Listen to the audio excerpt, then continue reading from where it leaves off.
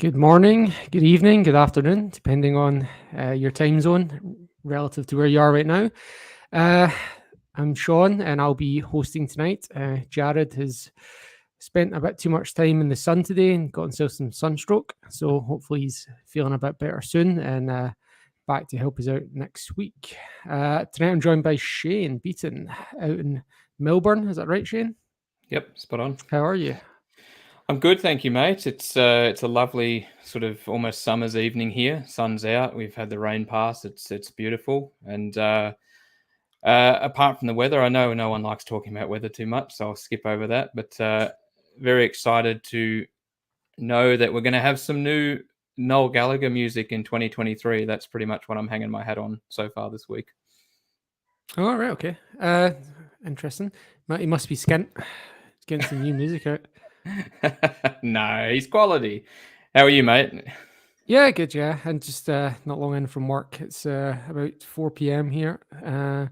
So there's quite a big difference between our time zones, to be totally honest, but this is a good time for me. It lets me do stuff after as well. And I was on, I know we're supposed to talk about chronologically, but I thought we'd swap around and talk about the weekend's action first, just so we could have a kind of broader discussion on Champions League. So if that's okay. I was actually on the Axom match day at the weekend doing the pre-match and the halftime and the post-match, and it was all very interesting. So I'll let you go first because I've got quite a few notes. I think for me the only real change in surprises really in terms the fullbacks rotated like they seem to be doing every time we've got a midweek, and Carter Vickers was back in and Kyogo was on the bench with Giacomakis up front. First start together for Jota and Haksabanovic, and Turnbull came back into the team, which was interesting as well. So, what did you? How did you enjoy the game? Did you watch it? Did you get up, watch it the next morning? Did you watch it live?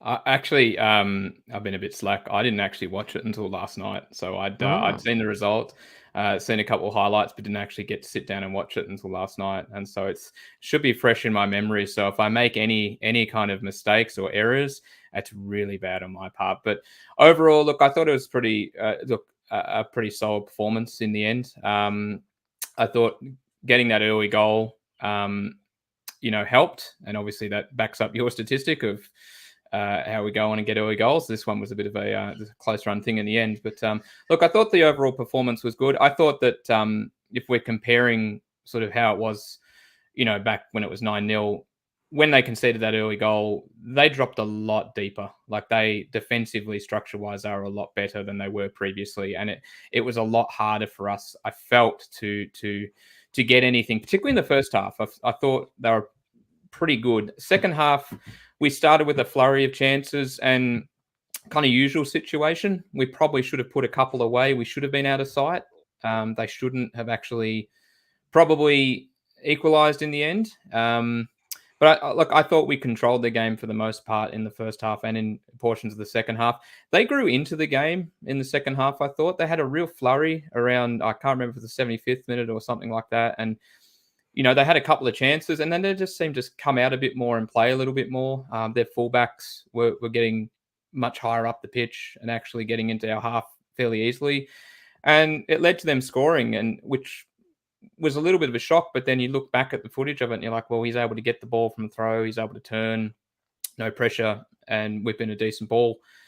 I thought the response to that was really pleasing, though. You could tell instantly, and the "we never stop" mantra, is well known, but there was just this instant, right, we have to make this right. There's no kind of accepting a draw or just, oh well, we're just going to play this out. It's like, no, we're going to go and score. And I thought that was the most pleasing aspect, really. Again, probably one of those games where I think if we take our chances, we're probably having a different conversation. But fortunately, we were able to in the end. How about yourself? How'd you see it? well, that's the thing, isn't it? If we were as clinical as Dundee United were, we'd have been comfortable, and we'd have had them. And if we were as clinical as that in the Champions League, we'd have had a great Champions League campaign as well. And not just Dundee United, but St Johnstone were clinical on Sunday as well. Like, don't I won't talk about that too much just now. We'll deal with that one chronologically. But in terms of the two Dundee United goals. So definitely the second one you're talking about, Dylan Levitt. He's a great player. I think he's and so to see him on the bench, like, it kind of tells you, like, Arno Joom is in there to break things up, and he was doing a good job. He was getting about, being strong. And then when they're bringing Dylan Levitt on, he's the one that's got that great touch and turn and a bit of technique, and that's what he did. And yeah, it was disappointing for us that he was able. And let's be clear, he was absolutely tight and on the money with his receiving that ball and getting it in. But you would still have liked someone to be closer to him before the ball's even in its direction towards him, especially that deep in the pitch. And there was 3 or 4 players around him without a man. So I don't know. I don't know if it's one of those things where we're just switched off or it's a rigid structure kind of thing. But as soon as the ball's going in, you're just like, because with the camera angle, with the half railing camera angle, and you're like, oh no, this is going in, isn't it? And you can just tell kind of straight away, even though you don't have that depth perception, you don't have that good behind the post angle of it curling, and the keeper can't do anything. Joe Hart has to stay in the centre of goal, because if Tony Watt gets a header, that's where it's going. And you've seen it so many times, and there's nothing you can do. You'd almost be questioning, like, should goalkeepers be covering the back post in that situation? But I would suggest that 9 times out of 10, the striker's going to get a head on it, right? It's just such a good ball in. Like, even if he doesn't need a touch in the end, but even if he does, like, that's just a glancing header either side of Hart, as far as I can tell. He's rooted to the spot, but there's nothing he can do. That's it. The power's on the cross, right? But yeah, I don't. Yeah, they didn't have too many chances. Like they obviously had their penalty. They had that, and they had the one that Taylor cleared off the line, and then from that resulting corner, they hit the post. And then they had their second goal, and I think that was it, really. There wasn't nothing else that I could remember, to be totally honest with you. No, I think they had a couple of corners. There was a little bit of a run where they were sort of getting balls into the box and they were cleared, that you wouldn't actually count them as clear-cut chances. But there was definitely a moment, might have been around the one where Taylor had actually cleared it, if I'm remembering correctly, where all of a sudden they just started to actually get into the box and they had a couple of chances, but nothing that clear-cut. And that was when they made their attacking subs at that point, because that is the general game plan of any team that's coming to Celtic Park, is to try and just be 1 goal down, and then in the last 20 minutes, last 15 minutes, push for a jammy equaliser or whatever. These teams are coming, like, even, you can call it whatever you want, they're playing for a draw even when they're not playing for a draw, if you know what I mean. Like, they're playing for the majority of the match to just be in touching distance come the last 15 minutes and make their subs. So we're used to seeing it, and it worked, almost worked for them. But luckily, we have in our DNA this just desire to just get over the line. Let me just check my stats on this one, because I did write it down. I make that since October of last year. That is 7 games where we have scored a winner 84 minutes or later. Oh, wow. And in that time, we've had 5 draws. So that's 12 games where we've been tied going into 84 minutes. And, sorry, did I say that right? 12 games, and then 7 of them we've scored a winner. So that's more than half. That's pretty fantastic, to be honest. And I know a lot of people are talking about the stats about us scoring 14 goals in the last 15 minutes.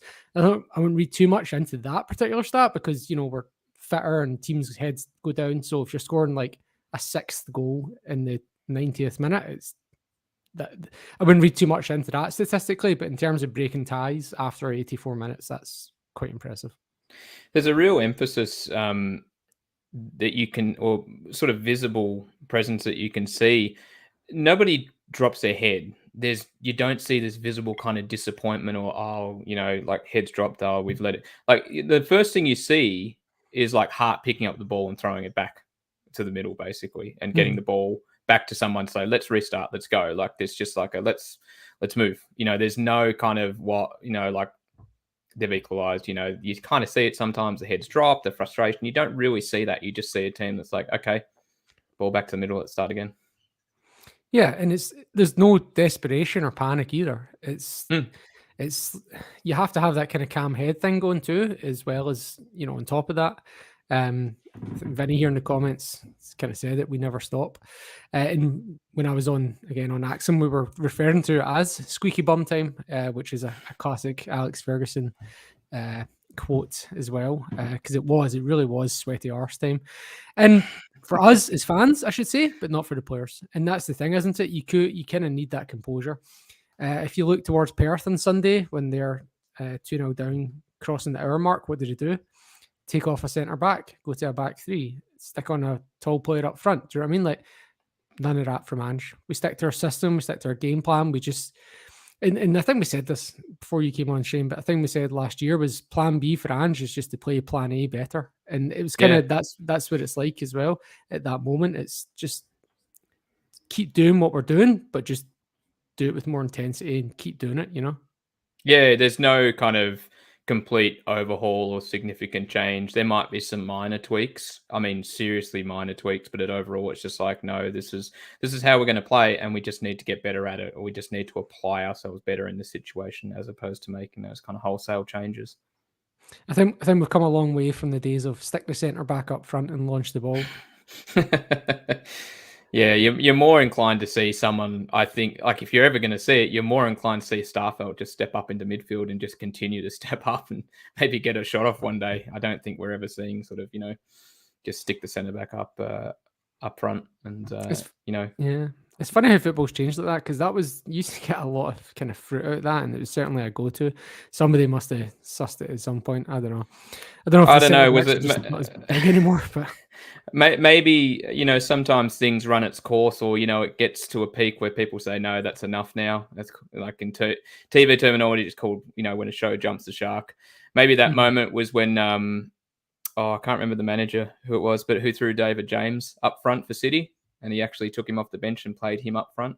Maybe that's the moment where they're like, yeah, no, this was like I do remember. Was it Ranieri? Was it Ranieri? I don't know, but they needed an equalizer to go to Europe, and so he got James off the bench and threw him up front. He earned the penalty he earned the penalty. They didn't score from it. They missed out on Europe because they missed the penalty. But maybe that's the moment where people go, maybe this has gone too far. Yeah. Well, yeah, we've taken this as far as it goes. Now we're just into absurdity. In terms of individual performances, what Haksabanovic got the Dafa Bet Man of the match in the stadium. What did you agree with that, or did you think someone else deserved it? It was close. I thought it was between him and Jota. I thought him and Jota were excellent together. I thought Jota was probably the better overall game and was more involved than Haksabanovic, but he did score, obviously, a brace, and he was pretty deadly early. I love the combo of them working together. I know Haks was probably normally on the left as well, but having them both on the pitch at the same time just provided a level of sort of quality and in particular pace together that was just really exciting. We just looked like watching that sort of unfold. I thought, wow, this is probably something we should look at going forward. And I know that sounds a little bit harsh on Abada, because he's probably really not done much wrong to lose his spot on the right. And even Forrest, coming off a hat-trick a few weeks ago. But I just thought them working together, there's something about the way that those two work either side of each other or either side of the pitch together with Giakoumakis that was just really exciting. Like I thought when that happened, and particularly when Haxa scored early, I thought we're on here for a pretty decent score. The one thing for me, a big difference between Haksabanovic and Abada is Abada moves so much more than Haksabanovic. And I know there was some comments before the game, like Haksabanovic talking about how tired he was and stuff like that, but like broadly fatigued, not as in referring to any specific game. But there's times when he does just kind of stand. Do you know what I mean? Like, it looks very static in the last 5 minutes of the first half. He's very static. But if we can get his fitness up, get his intensity up, what he definitely does have is just this incredible technique. And the one thing that he showed immediately when he came in, and he's still showing it in spells now, is the weight of pass and the direction of pass that he can put in those channels in the final third. It's just incredible. Like, he can just get it to slow right down in front of a player at the right time and just be in a great line. And that's something that Abada definitely doesn't have. But Abada does have movement, pace, all those kind of things. And when Abada's on fire, he'll score 3 from 3. But then when he's off form, he'll miss 6 in a row. Do you know what I mean? And he had that quality finish at the end. So yeah, that was a really good finish too. Like, taking no credit away, that was a tough shot. Yeah, and look, if he was Scottish, he'd be the greatest player in the world because he's still only 21. So like he'd be getting linked with like Man United and stuff like that if he was a Scottish player. But because he's Israeli, it's kind of like, oh yeah, and also because he kind of looks older than he is as well, I guess. Yeah, he's only a kid. Like the upside for him and his ceiling is huge still. And from what he's been able to achieve so far, I think he's only going to get better as his game progresses. It's actually really exciting. Vinny's asking what you think this means for Maeda's position in the team in terms of the wingers.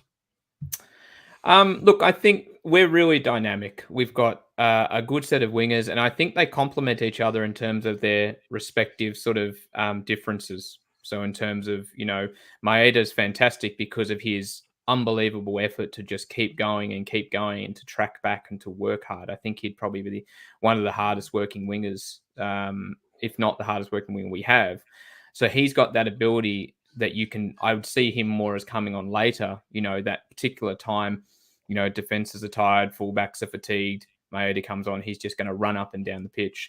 But then, he probably doesn't have the same techniques that you would have for, say, if you're looking at a player like Jota or Haksabanovic. And so I think that's where they complement each other. They probably don't work the same as Maeda. They don't track back as well as Maeda. But what they don't do there, they make up for with just quality and techers, right? So, yeah, I think it balances it out really well, and I think that dynamic means that we're able to have different options when needed. We don't have this kind of we talk about having plan A and plan A getting better. I don't think that extends to just the players we have. There's obviously times where it's like this would suit Maeda here. Okay, we're going to have Jota here instead. And I think it works really well that way. So I don't think it does anything different to where Maeda currently is. Long-winded answer. Sorry, Vinny. I know that was a long-winded answer. Vinny reckons he could maybe play number 9 like he did at Marinos. And, when Liam's on, he mentions that he obviously, I'm pretty sure he mentions that he gets played as a number 9 for the Japanese national team, unless I've misheard him. Yeah. No, he does. Liam, Yeah. if I'm wrong. So, yeah, as a forward. He has played as a 9, I think, a couple of times up front. It's just, if you're playing him as a 9, you're kind of displacing either Kyogo or Giakoumakis. And it's like, yeah, I get it. But unless they're injured or needing a rest, you're probably not doing it. I would also suggest there's a difference in the Japanese national team style play, particularly when they go to the World Cup and they have to play Germany and stuff like that, versus playing for Celtic when you're playing against these 2 banks of 5, or whatever you want to call it. So I would suggest there's a difference there. What did you make of Turnbull's performance? Because my first note of the game is that Turnbull's first touch is just a bad touch and he's lost possession. But I actually thought when we had our best spell in that first 15 minutes of the second half, I thought he was the kind of catalyst for that. I thought he was a great player there. Yeah, look, probably kind of a game where he was sort of industrious without being necessarily front and center in terms of people's minds as to who was the standout player on the pitch. But I thought he did his job really well. And I thought that, like you said, in the second half, he looked really good.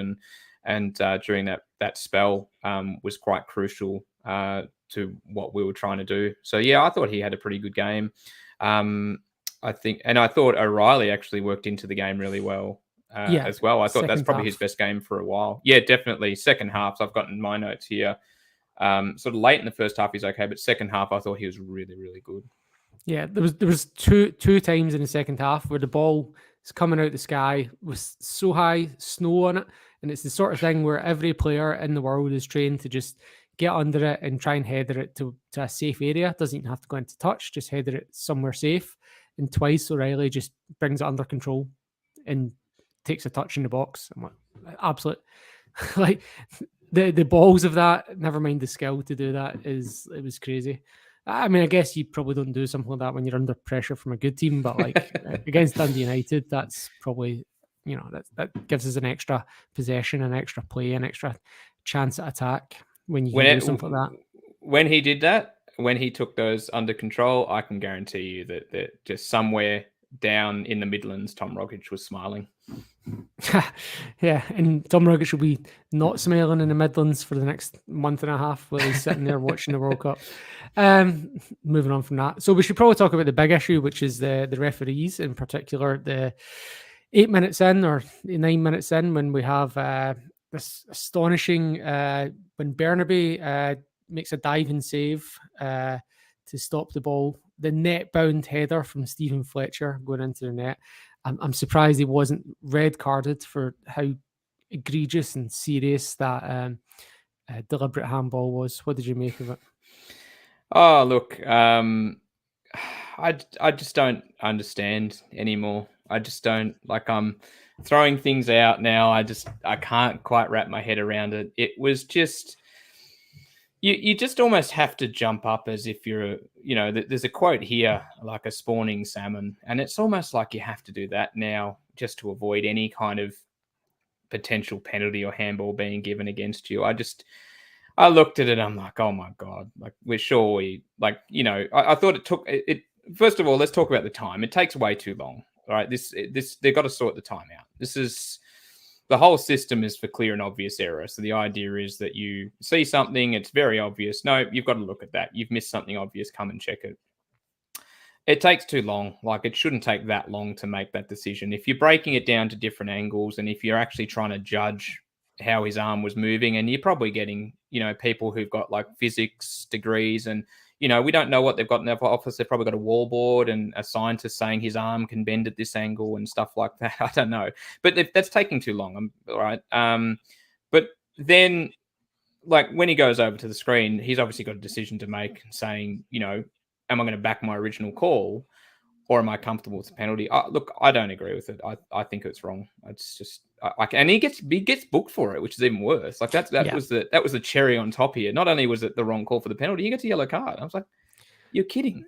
Yeah, Dundee United players nobody's claimed for it. Do you know what I mean? Like, yeah, and with the broader conversation about VAR, they're doing a pretty good job of making it look crap. And this is what the title of the kind of episode is, and it was what I'd mentioned at the weekend, is that, like, VAR's a good tool, but so is a kitchen knife. And if you give it to a bunch of monkeys, they're probably going to do some damage. So at the moment, giving VAR to Scottish referees is doing more damage than it's doing good. I think Mahesh is campaigning for some sort of artificial intelligence to take over, which is actually, like, as a science teacher, he's not far off. Like, you probably could get an AI algorithm to make a better and faster decision. And to be totally honest, I wouldn't be surprised if the game goes that way in 15 to 20 years from now. My main concern with the decision is there's just kind of no appreciation of that situation. Like, he's jumped up in the air, he's gone to clear it. His arms, like, the IFAB rules about, it's a little bit ambiguous, I've got to admit. If someone read the rule out, I think it was on the Celtic TV broadcast, and they read the rule out, and it is a little bit of grey area in a sense, that the ref has a decision to say, if your hands or arms are unnatural, or if you're making yourself unnaturally bigger, you can do it. And so what I picture for that is, if, like, you're going up for a header and you've just put your arms up in the air, I'm like, okay, that's unnatural. That's not a normal kind of way to approach it. But he's literally just jumped up, arms flailing. There's no deliberate intention in that at all. I thought it was an awful decision. I really, even for what we've been through, I still couldn't believe that was paid. Yeah, and the as you say, the things that annoyed me, what actually annoyed me as well, was Bernabe. So, not to fully blame the refs, Bernabe should be avoiding that situation himself, because he should be heading that ball. Like, first of all, he jumps off the ground, but he actually ducks his head, and it kind of glances off his head. If he actually puts a proper head on that, like Greg Taylor doesn't have that situation, for example. Greg Taylor heads that ball. Bernabe, even though he gets off the ground, he's actually ducked his head. He's made his head, like, his height smaller. So he's a little bit to blame in that sense. And then the other thing you're talking about with the yellow card, and Vinny's mentioned the ball didn't even go on target, but the rule is that if it's a shot on target and your hand blocks, it should be a yellow. And that's basically made the substitution for us at halftime. We have no option really at that point but to take Bernabe off. So these decisions are dictating who we've got on the pitch, if nothing else. And I think, what's that, 5 penalties we've had since VAR against us since VAR came in? Like, it's terrible. And like, you go back to a couple of weeks ago at Tynecastle, and you just go, how on earth? Like, that's a pen. But then you go back to Michael Smith and go, how's that not a pen? Like, I don't know. And what happens if something, that exact decision, imagine that exact decision, and as your man here said, in a Celtic versus Sevco game, like all hell breaks loose at that point. Like, what does the David Dickinson do when he's called over to a monitor and there's like 50,000 Sevco supporters wearing their tangerine strip shouting for that? Do you know what I mean? Like, what does he do at that point? He probably just pays it without going to the footage, right? Yeah, I mean, look, so far as I can tell, there's not a single time where an official has gone to a monitor and disagreed with whatever's been said in his ear, as far as I can tell. It's rare. Like, we don't see it very much here either. Like, I don't know the statistics of it, but I'd hazard a guess to say 60 to 70% of all sort of call overs to videos result in the decision being overturned. But look, the VAR problem in terms of the time and the length and even getting decisions wrong, as much as it's frustrating us here, I can definitely tell people watching it's most certainly not just a Scottish issue. It is elsewhere. We've got it here. I think maybe just because it's just been introduced to Scotland, it's a bit of a rush of blood with everybody seeing it and going, this is bad. And don't get me wrong, it's bad, but it's not just a Scottish issue, by the way. Yeah, and that's interesting because the English thought they had it settled, and you're right, it's still a problem down there. And I think also part of the problem in Scotland is we've only got 6 cameras, where in England they've got like 33 or something like that. So we're getting kind of that problem as well. Yeah. I think Kenny Clark was on the radio at the weekend. I can't remember if it was him or someone else saying that, yeah, we're going to get better. Well, are you? Like, because like the only difference between now and before is that before they just developed a good instinct for things and for knowing what to ignore and what they could get away with. Whereas now they're actually getting a chance to look at things and exposing themselves as either not understanding the rules or not being able to interpret things correctly when they get to see it correctly. So it's almost like they're now seeing the game that the rest of us are seeing. And I think without them going full time, I'm not sure how those two things reconcile. It's probably the only real kind of underlying positive is that you're going to get this kind of greater exposure of, as you said, people maybe not knowing the rules or maybe even having an appreciation of the ref situation in Scotland a bit more than maybe it was before, because, you know, you can't honestly look at the one on the weekend and go, that's the right decision. That's not correct. And then but then if you run it in parallel to Tynecastle a few weeks ago, you just scratch your head. And Mahesh has pointed out that he's suggesting we take advantage of it because at the moment it's working against us. And he's saying 5-1, but I think it's 5-2 when you count the missed. Because I think the Real Madrid one, and then we had the one against Livingston as well. I believe. And was it? No, I'm not sure. Was that VAR? I don't think that was VAR. I think that was given. Anyway, we've had a couple of penalties and missed them both, and so I'm not sure because we've not. That's the only penalties we've had this season. So I guess VAR is helping us in the sense that it's now 2 penalties to the 0 before we had VAR. But it's certainly not. Till now, it's not inhibited us from scoring goals. We scored 4 at the weekend again, and if you extrapolate the stats, and I did this just out of curiosity, if you take our goal average and project it for the season, where if we maintain our scoring average, we'll score 134 goals by the end of the season, because we're on 46 at the moment in the league. So that extrapolates to 134. Care to guess what the record number of goals scored in a season is? I'm gonna say it's lower than that.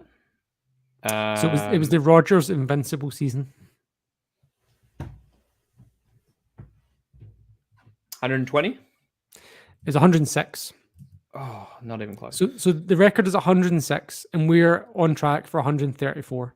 Now I'm sure we'll have a dip in form or something, but we're on. If we maintain, and look, we've got the 9-0 in there, which kind of is an outlier as well. But if we were to have another 9-0 and maintain our general, whatever it is, 3.9 goals per game average, we absolutely smash the previous record. Not even close. I was going to say it's an outlier for now. Yeah, and look, we're basically 60 goals off of that record with 25 games left. So what's that, like 2.5 goals a game? Yeah. To beat that record. So I'd say it's very much on the cards. Definitely. No, wholeheartedly agree. And shout out to Jared with the outlier of the 9-0 game. There'll be more. Hello, Jared. Yeah. Now we should probably just quickly mention that there was a positive result in our favour on Sunday, where James Brown got on up and scored his first ever career goal. Thanks, Shane. And that was I was watching the game, and like it looked like not a chance in the world. St. Johnstone looked like absolute garbage, and then they just scored with their first attack, and then they actually came out and started playing the second. And Sevco, after they couldn't, basically after the first half hour, they ran out of ideas, to quote David Martindale, and just could not get anything done other than putting one into the. And look, the St. Johnstone goalkeeper couldn't even see in the second half because he had the sun in his eyes, and they could still only manage to pull one goal out of the bag. So that puts us 7 points clear, which is delightful, given that we're only 13 games into the season. I guess this is technically Postecoglou's biggest ever lead at the top of the league since we were playing catch up most of last season. Yeah, and I wasn't watching the game, but I sort of remembered it was on, jumped on and checked the stats just before halftime. It would have been just before Brown scored, actually, and I was just marveled. I said, "How on earth is this? How is it still locked away at 0-0? Like, what is going on? Like this? It was just like they'd had it was just a ridiculous amount of shots. It would have been close to 20 shots, I think, or something like that. And 11 corners, 12 corners. I was like, how are they hanging on? And then, the next thing I know, I was like, oh, they're probably just going to run away with it. Next thing I know, Johnson scored. Yeah. And it's not like St. Johnstone had their backup goalkeeper. They had a boy who'd not played a game in a year starting in centre mid, and Adam Montgomery on loan from Celtic was playing. Like, it was like, and I was not surprised how bad St. Johnstone were. Like, their best player was Andy Considine. That tells you. And anyway, and just Sevco just could not get the ball. Like, the St. Johnstone goalkeeper's a flapper, and they were just not doing anything to trouble him, really. Like, they had 20 corners. I wish we could have played them at the weekend, and I wish we could have played them soon. The World Cup break is coming at a good time for them.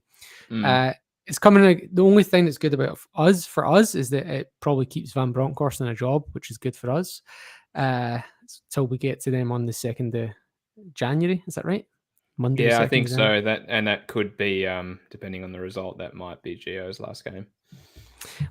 Well, that's a very fair point. So let's pushing on. We've spent a good half hour on this game, so let's chat about Real Madrid. Did you want to talk about the game? We can probably cut and paste any previous comment from any previous Champions League game. Like, played well, tried hard, weren't clinical, etc., etc., etc. Yeah, pretty much thought the same thing. I thought, though, that they had a lot of quality on the pitch, and they just tore us apart. And I think particularly a big difference between us and them on the night was just their pace, particularly up front, was pretty noticeable. Asensio, Vinicius Jr., Rodrigo, like, they were just buzzing about. Particularly Asensio, I thought he was probably best player on the park. He was exceptional, and that goal that he scored off the half volley was just sublime. What a finish. But no, yeah, similar. We had our chances. I thought they did a good job of really sort of. We didn't seem to play, like, particularly the fullbacks. I felt like that's probably the most ineffective I thought our fullbacks had been for a while. I just really did not see them having any kind of involvement in the game. Whenever they kind of stepped into midfield, it just felt like they were crowded out. They weren't able to get on the ball as much and dictate play. And particularly with Juranovic, I didn't think he had a great game, and that penalty kind of summed it up, really. Do you think he's checked out? I don't know if he's checked out or just not in a good spot. Like, I think he's just in a bit of a dip, and it just seemed to really come to the fore. Like, he wasn't good. And Taylor, credit, or to be fair, I didn't think Taylor had a good game either. I thought our two fullbacks, they weren't necessarily poor. They just weren't allowed to play the game that they're usually used to playing, and they didn't really deal with that very well. I thought they did a good job at curbing the influence that they usually have. But no, I just think he's in a bit of a dip of form, and that penalty kind of highlighted it. Just a really kind of tame effort. And in terms of talking about, well, Postecoglou came out, I can't remember if it was at the AGM or close to the AGM, and talked about player turnover and basically telling us to expect players to leave. And the names that keep coming up are Juranovic and O'Reilly. O'Reilly, not surprisingly, when you start getting man of the matches in the Champions League, and when you're eligible as one of the homegrown players for any English team in the Champions League, you would expect that's not surprising in that sense. And the Juranovic one was one that was surprising in the summer when his agent first put the story out there. So in the sense, it wouldn't be surprising now if he goes in January. And certainly, I think, broadly speaking, people are kind of thinking Ralston is ahead of him a little bit now on recent performances. And I guess my concern is we do a lot of switching about with the fullbacks in terms of rotation. So if Juranovic does go, you'd have to be looking at a transfer market, right? Who else goes in there? No, you need a replacement. We play too much of that kind of dynamic switching of the fullbacks, as you said, to just rely on Tony, as good as he is, and trust me, you do a good job, but it's always good to have someone there as well, because competition isn't just about making sure that or having other players, I should say, isn't just about making sure you've got the right player at the right time. It's also about competition, about actually pushing each other on, saying, well, I've got to lift my game because I've got a very good replacement behind me. So Juranovic not playing so well at the moment. Ralston steps in. Ralston does a good job. Ralston's not really done anything to warrant being dropped now. So then all of a sudden, if Juranovic stays around, he's got to get his opportunity and make sure he maximizes it, right? So that's why it's good to have that extra pressure on a team that's kind of pushing themselves along. But yeah, we'd need somebody. Look, I think probably also, I don't know if it was just to simply combat specific rumors, but I think Andrew's just trying to make people realize, as a club, sometimes it might be hard to hold on to quality players, as you and I well know, and Jared would know as well and has commented on before. And maybe he's just sort of preparing people to say, listen, these are good quality players. They're young. Their heads are going to get turned. There's other, opportunities that might arise. So, kind of just making people aware. And he'll have a plan. It's always about the one person goes out, one person comes in, one person steps up kind of approach. So I have no doubt that he'll have something in mind and he'll be preparing away in the background as he usually does. But look, it was an interesting discussion, but I think it was more just to make people aware, hey, look, we'll have turnover. It's going to happen. Just be prepared for it. John's there saying 20 million for Juranovic. I don't necessarily think so, because he's not going to.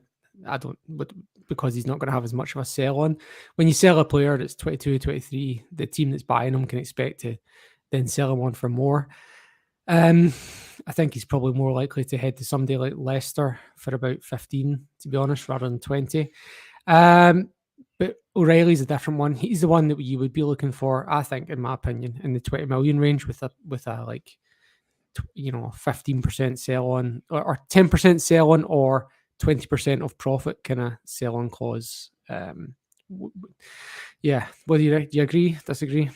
No, I agree. He's very young still. And the other thing about him recently being deployed in a deeper position is obviously now he's added another string to his bow. So that's just only going to enhance his value. So no, I totally agree. Yeah. In terms of who's coming in, you're talking about next man up, and something that we stated in terms of whether explicitly and implicitly in terms of the changes we made in the summer is that we're looking for more talent to come through from the youth team.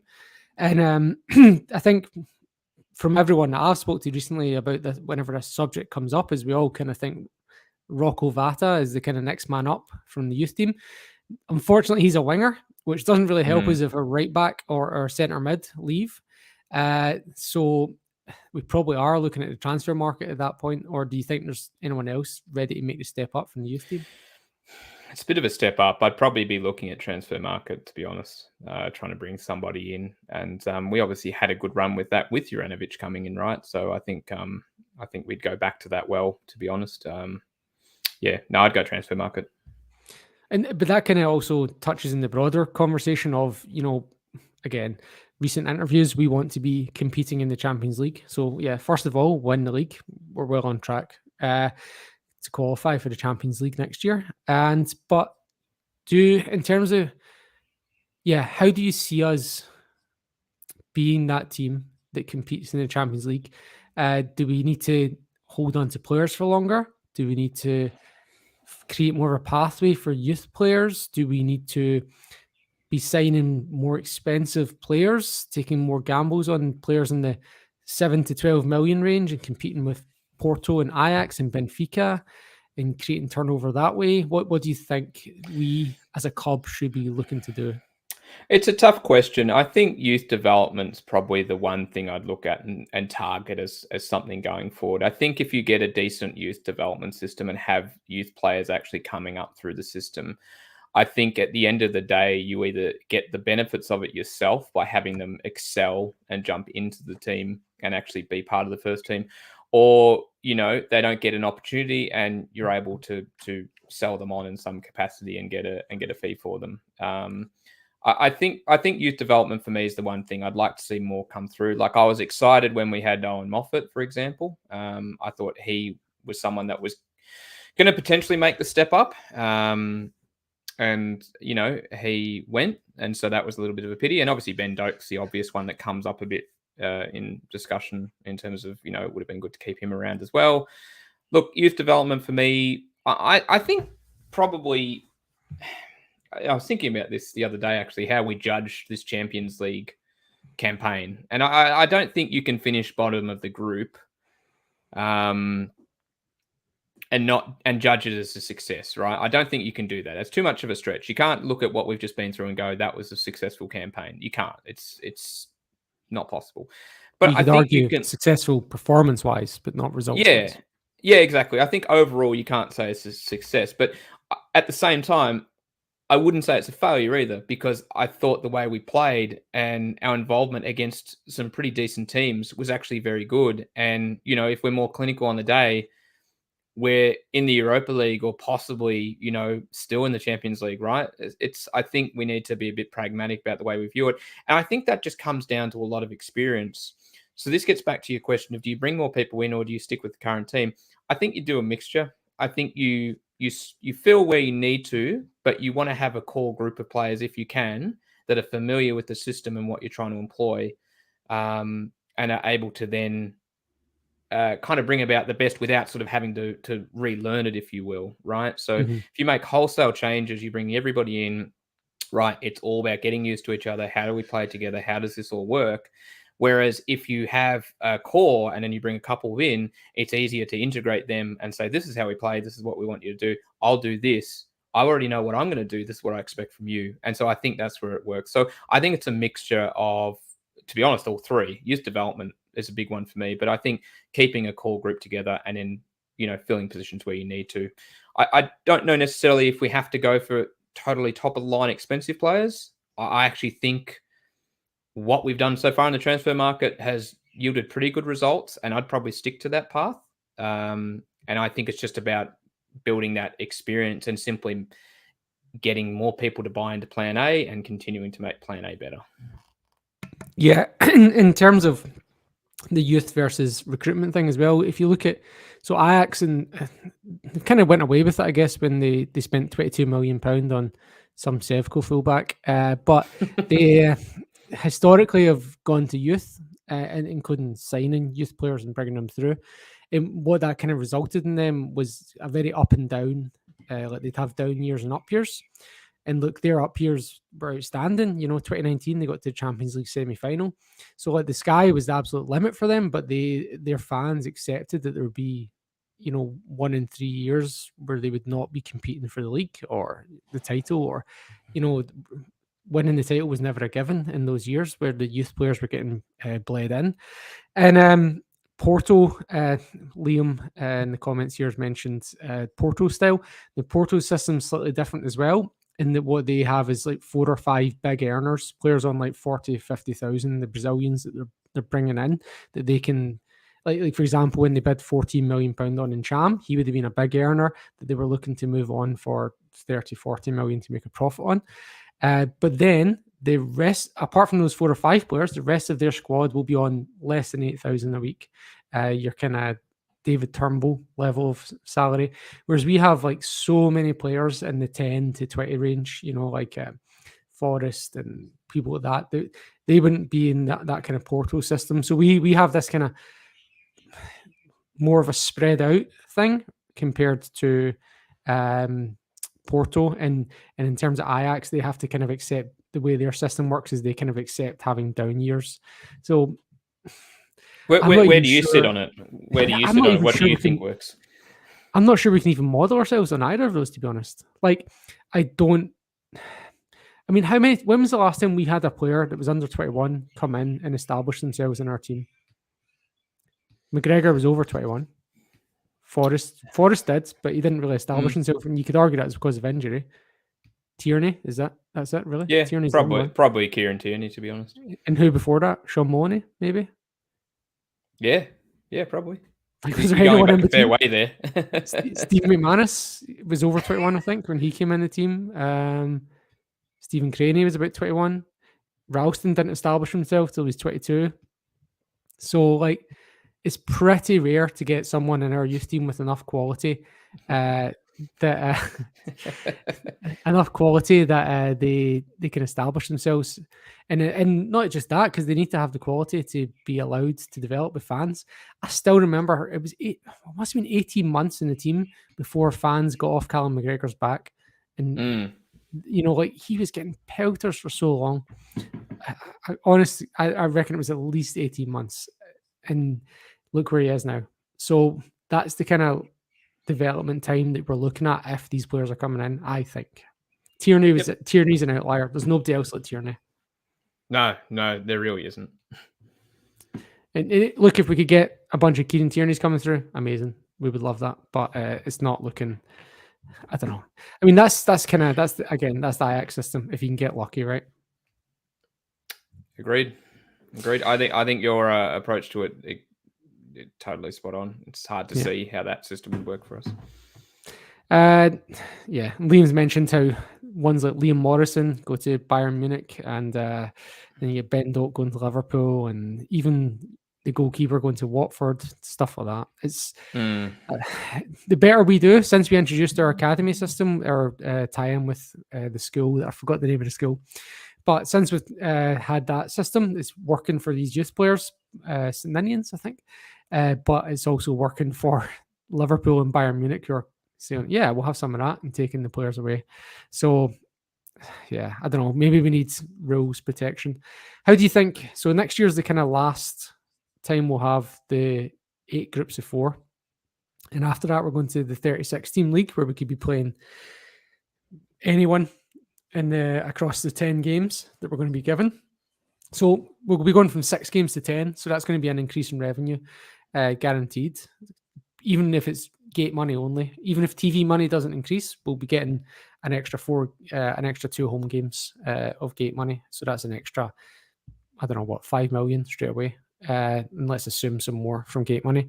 But assuming we're on track to play in this last chance next year, how do you see it changing the year later? It will still be unless the coefficient drops, we should still be getting straight into it. But how do you see it changing when we're playing against 9 different teams? And in terms of our approach, or just in terms of our approach, how's it going to affect us domestically? How's it going? Everything, like. Well, it's 4 more games, isn't it? I guess that's the first thing that springs to mind, is you've got 4 extra games, so that you've got to deal with. Where obviously, we like to top and change. There's no doubt, and I don't know the scheduling very well of this new comp. I assume it's going to be similar in a sense that you play midweek and then come back and play the league on the weekend.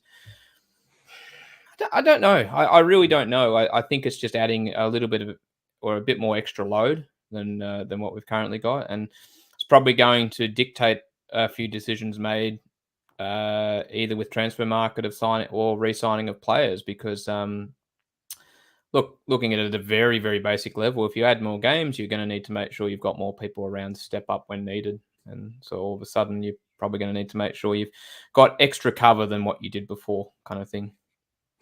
Do you think having that extra income, again, assuming we maintain our momentum going into that, do you think having that extra income will cut us off from the Ulsterans of Scotland? I don't know. I'm not sure. Because there's obviously a gap already. You know, like David Martindale was out after the last Livingston game saying that we're 30 to 40 times their budget. And with this, if we are consistently qualifying now and they start to expand that income, then we're going to be even higher now after that. I think it's a tough one. What do you think? About the comp as well, by the way. Like, what do you think about how we're going to go in the comp with the extra games? To be honest, I'm happier to be playing a greater variety of teams, because like when you get drawn, you're getting 3 teams. It's amazing, but then by the end of it, you're like, oh, okay, we're playing them again.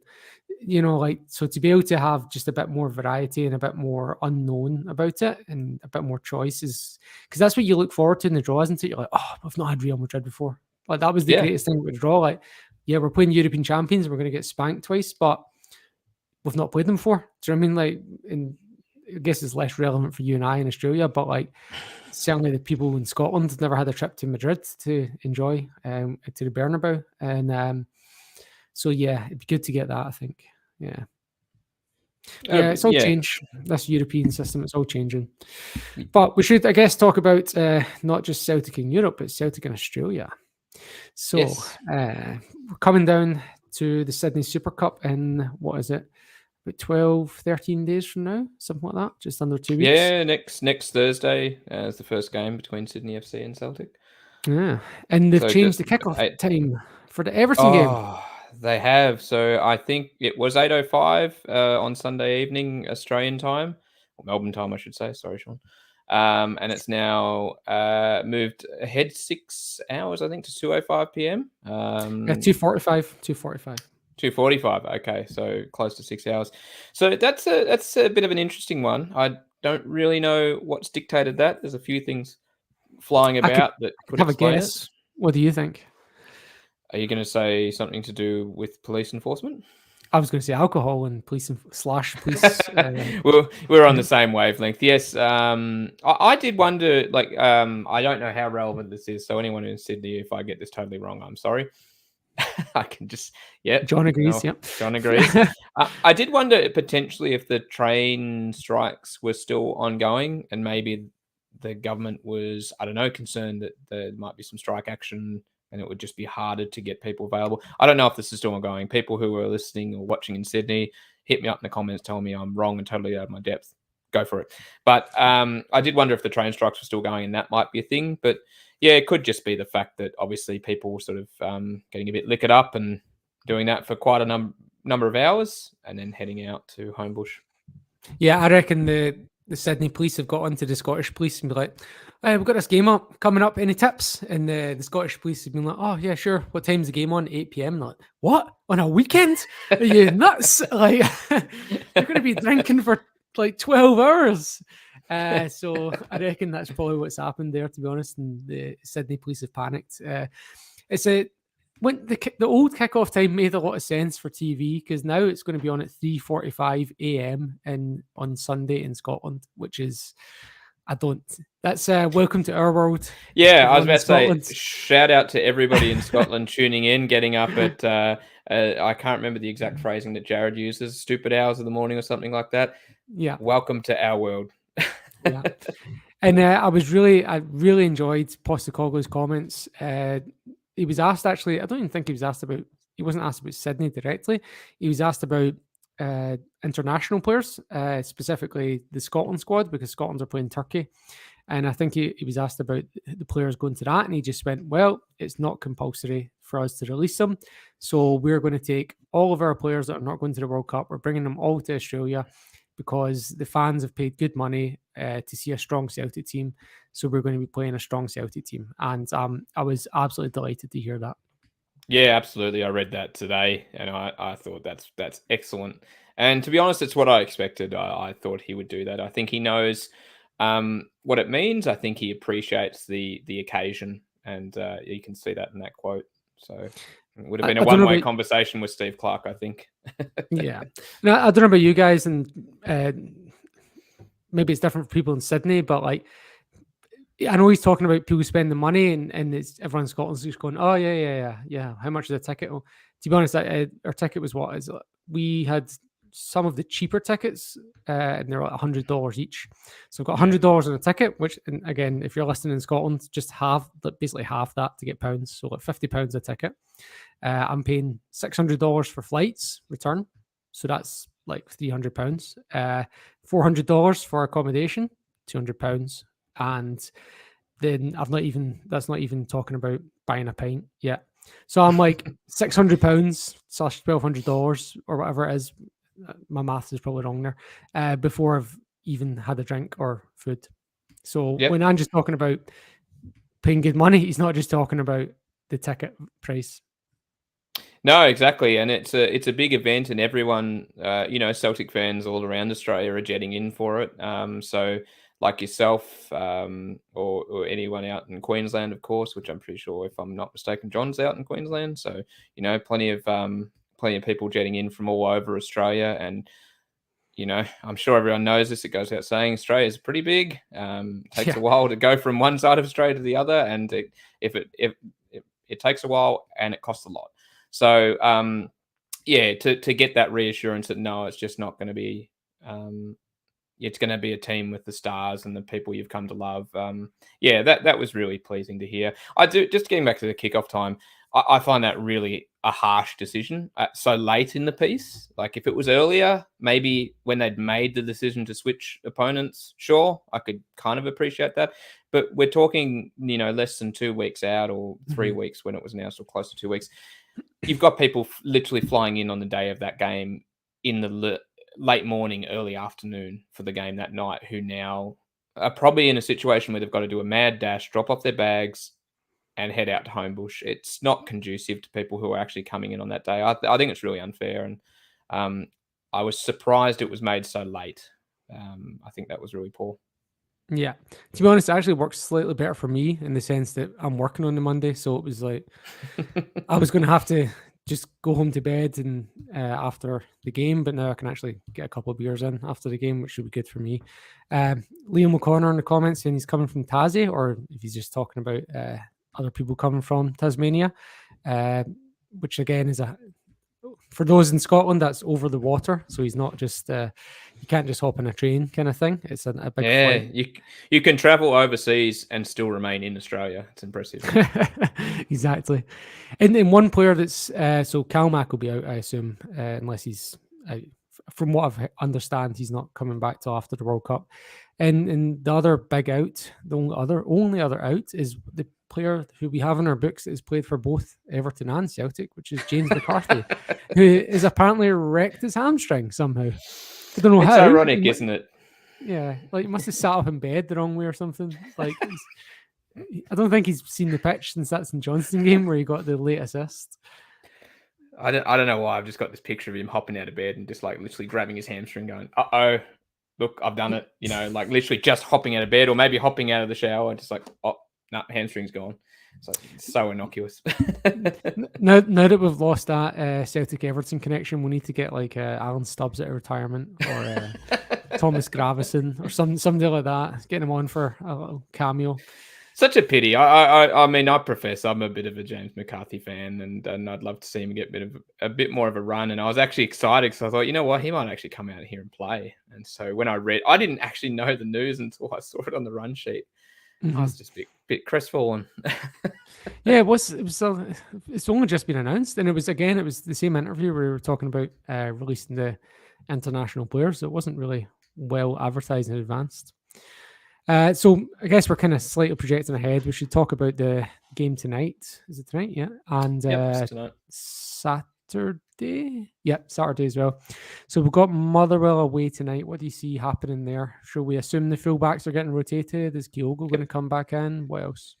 Yeah, look, I probably think that exactly as you said. I think the fullbacks will get rotated. Actually, I did wonder though whether, and it's not really necessarily his style, but I did wonder if Ange was kind of going to maybe for a couple of the international players who were going to the World Cup. I might ask this first because I can't recall off the top of my head. Juranovic, did he make the World Cup squad? Mm-hmm. Yeah, cool. Yeah, So I did wonder with players like Juranovic, like Moy, whether Ange may choose not to actually play them, just because we are so close to the World Cup, just as a gesture of goodwill to not have them injured. So I'm not convinced Juranovic will come in. I'm not convinced we'll see him tomorrow morning. Yes, our time. Or on the weekend. That I had not thought about. That's a great point. And so I think either probably him and Moy sit it out. So I'd say Bernabé probably out for Taylor. It's tempting to leave Bernabé in, actually thinking about it. Carter Vickers is another one. He'll be going. I don't know if that's been, again, don't think that's been announced, but it's you would assume Carter Vickers is going. Yeah, so I think we obviously saw in the Champions League, Jens and Starfelt together. Maybe Ange will want to actually persevere with that kind of partnership building up, so he might stick. I'd probably see maybe Taylor coming in, but it wouldn't surprise me if he sticks with Bernabé. So similar kind of back four to what we saw on the weekend, I think, although with Carter Vickers out and maybe Starfelt coming back in. Carter Vickers. Sorry, you're saying rested. Yeah, rested. So in terms of the middle of the park, probably similar to the way. It wouldn't surprise me if he sticks with the same three in the middle. So O'Reilly, Hatate, and Turnbull. And then up front,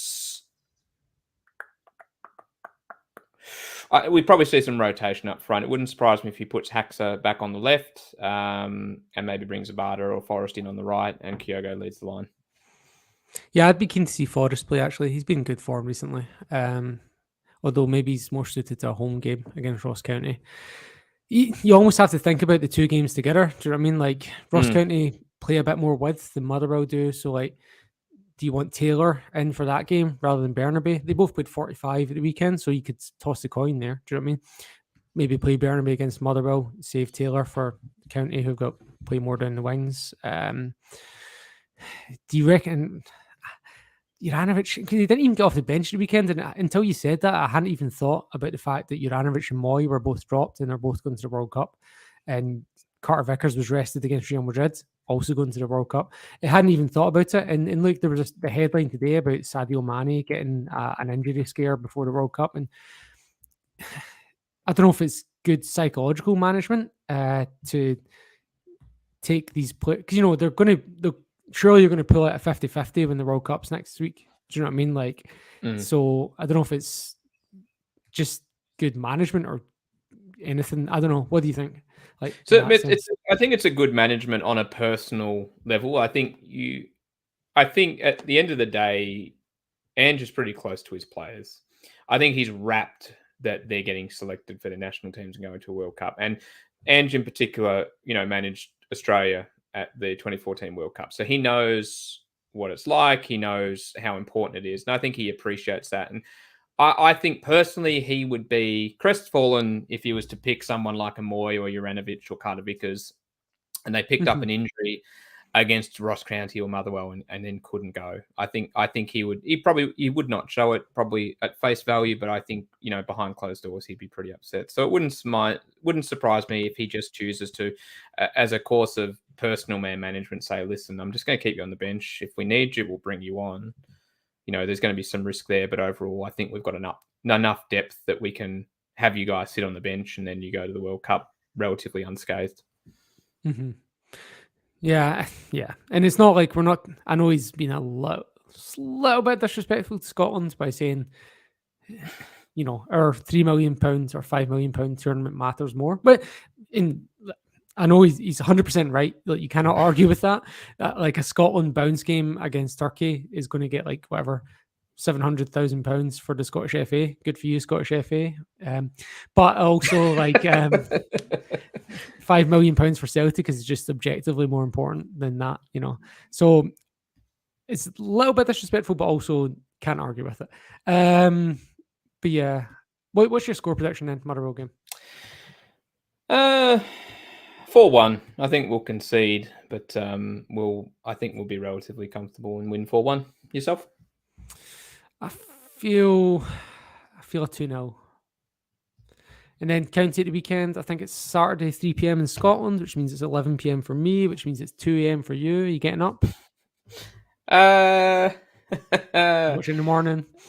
Yeah, I might watch it in the morning. I don't know. It depends how Saturday goes. I'll be working Saturday, so it depends how I feel. Crazy. But yeah, I know, right? So sometimes I do it. Look, if it was 1 a.m., maybe damn daylight savings, but I'll probably watch in the morning. But look, I almost think you'd be similar in terms of lineup here. I wouldn't see that many changes, to be honest, between the two games. The only thing I could possibly see is exactly as you talked about, whether you switch out Bernabei and Taylor. That's pretty much it. I think most of it stays the same. Maybe you play Giakoumakis against Ross County instead of Kyogo. That's about it. So who are you backing in for a hat trick? Home games equals hat tricks. Jota. It's Jota. He's just in. I should know this. I'm sorry for asking. Jota, did he end up making the Portuguese World Cup squad, or he's in? No, they've not announced their squad yet. He's on the 55-man squad. I'd be very surprised if he actually makes the 26. But yeah, he's in. Yeah, I wouldn't expect to. O'Reilly's still not, because Denmark have announced 21 players and they've not announced their final 5. So O'Reilly's still a chance, but it's looking unlikely, to be totally honest. He's close. I think he's in the conversation, but maybe not this time. And I think Jota's probably recent run of injury probably hasn't helped his chances, unfortunately. So assuming he sticks around and doesn't get called up, I'm going for him for a hat trick. I think his form at the moment, just against Dundee United on the weekend, I thought he was exceptional. I thought that he was just back to his best. He looked like everything he touched turned to gold. And yep, I think he'll bag a hat trick. Yeah, and just to mention, Ross County have won their last 2 games. They beat Hibs 2-0 last night, and they won at the weekend, I believe, against. They beat St Mirren, I think. St Mirren, that's right. So Hibs and St Mirren, who were 3rd and 4th respectively recently, and Ross County have just beaten them both. So let's not. We can't be taking it for granted for sure. But I do think we will win 3 or 4-0. And our cousins across the city have got the Edinburgh Huns tonight, and then they've got a trip to Paisley on Saturday or Sunday. Not sure what day it is this weekend. So John's mentioning some Sevco tiers. I think it'd be nice if that's 2 hard games for them, I know Hearts like to lie down in Glasgow in particular. St Mirren, though, at home, have not been conceding a lot of goals. That's a tricky one for them. And if we can get 6 points, and if they drop anything, then that's a big thing going into this break. It's a double-digit lead by my count. So 10-point lead if they drop points and we pick up 6 points. Or if they lose one, or even if they draw, it's potentially a 9-point lead going into a World Cup break. It's pretty big. Yeah, it's fine margins in the game lead to big margins in the table. Like if we hadn't scored that last goal, they probably get a lift from us dropping points and go out and beat St Johnstone on Sunday, and then it's a 2-point gap. But we scored last minute goal. They're deflated and they underperform on the Sunday, get beaten. It's a 7-point gap. So you could almost credit Kyogo with creating a 5-point gap in 5 minutes of a game. Yep, he deserves all the plaudits he can get. So hopefully we can extend the lead between now and Sunday. And we'll just start wrapping up there. Just a quick plug too. During the World Cup, which starts in 2 weeks, around about the same time, Celtic and Sydney. Liam Carrigan and Laura Bradburn. So Liam of our podcast and Laura, who is one of our partners over at A Celtic State of Mind. We'll be doing a World Cup podcast on our channel. So if you are a fan of Liam or Laura, particularly Liam's views on communism, which will come to the fore at some point, please get subscribed to our channel. It will be broadcast on the Celtic Down Under YouTube and Twitter and Facebook. And next week also we'll do a little bit of preview of the Sydney Super Cup, obviously, and a review of the Motherwell and Ross County games, but we'll also have a Q&A section.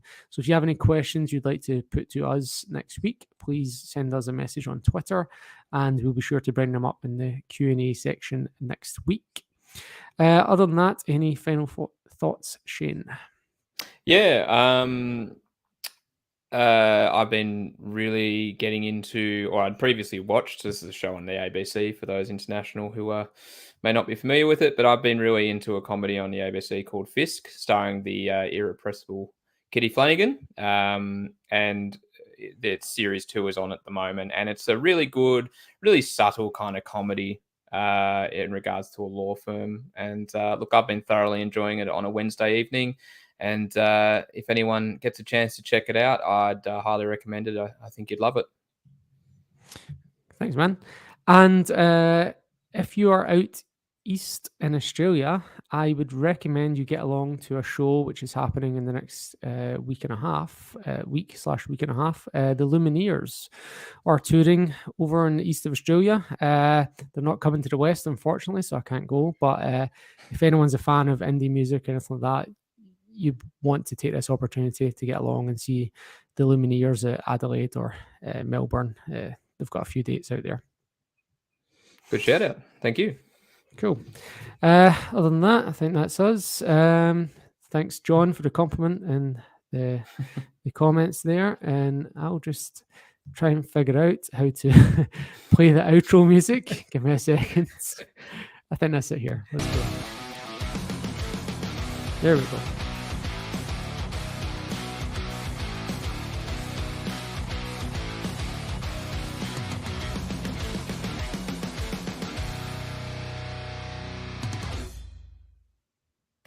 Joby.